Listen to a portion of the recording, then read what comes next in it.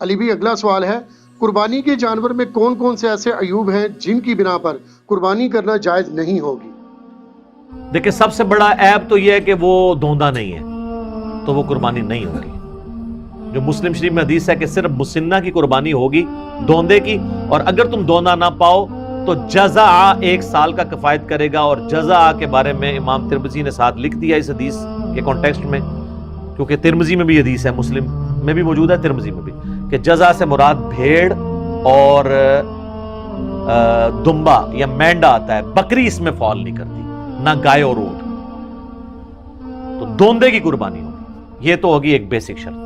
باقی جامع ترمذی، ابو داؤد، نسائی، ابن ماجہ میں کئی ایک احادیث ہیں جن میں نبی علیہ السلام نے فرمایا کہ کسی ایسے جانور کی قربانی نہ کرو جس کے کان کٹے ہوئے ہوں، سینگ ٹوٹا ہوا ہو، اس کے جسم پہ گوشت کم ہو، وہ لاغر ہو، وہ بیمار ہو، کوئی بھی اس کے اندر زہری عیب ہو، لنگڑا ہو۔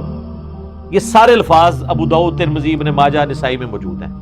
لنگڑا، سینگ ٹوٹا، لاغر، کانا، آنکھ نکلی ہوئی، یعنی جو ایک جانور کو دیکھ کے آپ کہہ سکتے ہیں یہ عیب ہے اس کے اندر، کان کٹا ہوا ہے۔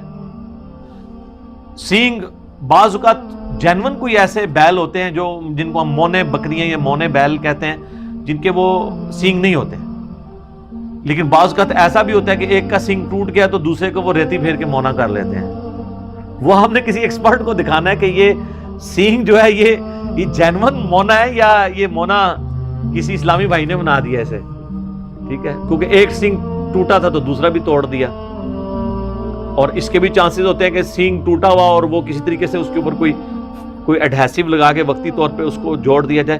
تو یہ جب آپ یہ سینگوں والی بھی کوئی بھی جانور آپ لیں نا، تو اس کو ذرا زور سے پکڑ کے کھینچ لیا کریں، کیونکہ یہ بے شک ایلفی سے بھی جوڑا ہو نا، وہ جھٹکا نہیں برداشت کرتی، الا یہ ہے کہ کوئی انجینئر ہو تو وہ اس میں کوئی پیچ فٹ کر دے، تو ظاہر ہے وہ تو آپ جس طرح 2 بندے بھی کھینچیں گے سینگ نہیں ٹوٹنے لگا، یہ پاسبل ہے۔ یہ جس طرح آپ کو پتا دانت ٹوٹ جائے نا تو ڈرل کر کے نا اس کا وہ فیمیل پورشن نیچے رکھتے ہیں، میل پورشن اوپر سے اس کو وہ چوڑی کے ساتھ کس دیتے ہیں۔ اگر اس طرح کا کوئی ڈرل کر کے وہ نیچے اس کے کوئی پھنسا دی جائے اس طریقے سے اس کا فیمیل پورشن، اور اوپر سے سینگ میں وہ کر کے، تو پھر تو ظاہر آپ کھینچیں گے بھی تو نہیں جائے گا۔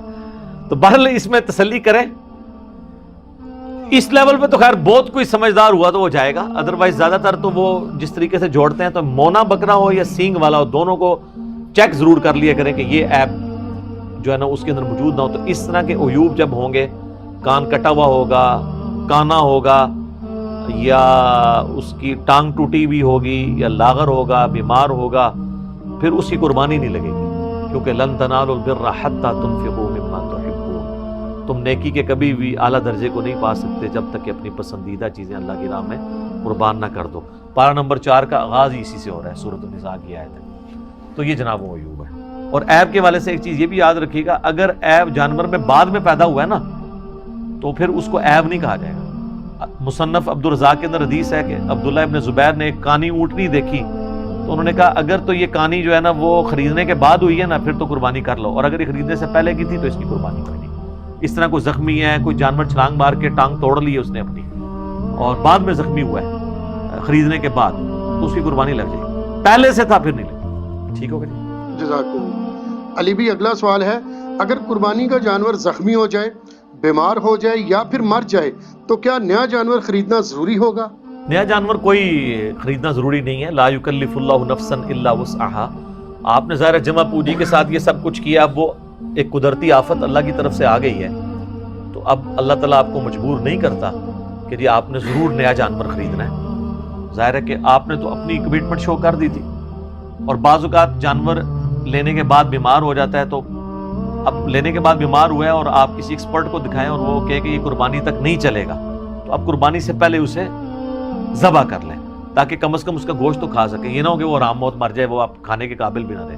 تو قربانی آپ کی اللہ کے حضور لکھی گئی سر، وہ تو سورۃ الحج میں ہے کہ اللہ تعالیٰ کو نہ تو گوشت پہنچتا ہے نہ خون، وہ تو تمہارے دلوں کے تقوی کو دیکھتا ہے۔ صحیح مسلم میں حدیث ہے اللہ تعالیٰ تمہاری شکل اور مال کو نہیں دیکھتا، دل اور اعمال کو دیکھتا ہے۔ لہٰذا اگر اس طرح کا مسئلہ ہو گیا تو ٹینشن لینے والی ضرورت نہیں ہے۔ اسی طریقے سے اس میں ایک فقہ حنفی والوں نے ایک پتہ نہیں مسئلہ گھاڑ لیا ہے، وہ کہتے ہیں کہ اگر کسی شخص پہ قربانی سنت موقدہ تھی ہمارے نزدیک اور ان کے نزدیک واجب تھی، اور اس نے جانور لیا تو اس کا جانور مر گیا یا زخمی ہوا اور ذبح کرنا پڑ گیا تو خیر ہے، اس کو نیا جانور لینے کی ضرورت نہیں. لیکن اگر کسی غریب آدمی نے لیا اور اس کا اس طرح مر گیا تو اس کو تو لازمی لینا پڑے گا. یہ بالکل الٹ بات ہے نا، یعنی جو بالکل وہ اس بیچارے نے تو پہلے اتنی مصیبت سے لیا ہے، وہ کہتے ہیں اس لیے کہ اس نے جان بوجھ کے اپنے اوپر واجب کروا لیا ہے، کیونکہ انہوں نے ایک بنیادی غلط کھڑی کر لی تھی. تو وہ کہتے ہیں کہ اس کی وہ اس منت کی کیٹیگری میں فال کر جائے گا جیسے منت پوری کرنی ہی کرنی ہوتی ہے. تو منت اگر آپ نے پوری کرانی ہے تو منت توڑوا لیں اس سے، اور 3 روزے غریب سے رکھوا لیں، کیونکہ بخاری مسلم میں آتا ہے قسم توڑنے کا جو کفارہ ہے وہی منت کا کفارہ ہے. تو وہ بلکہ قرآن میں سورہ المائدہ کی آیت نمبر 89 کے اندر یہ کفارہ آیا ہے. 3 روزے رکھ لے بجائے کہ بیچارہ پھر پیسے جوڑنا شروع کرے. تو یہ بالکل باطل مسئلہ ہے. آپ کی قربانی ہو گئی، ٹھیک ہو گئی. جزاک اللہ.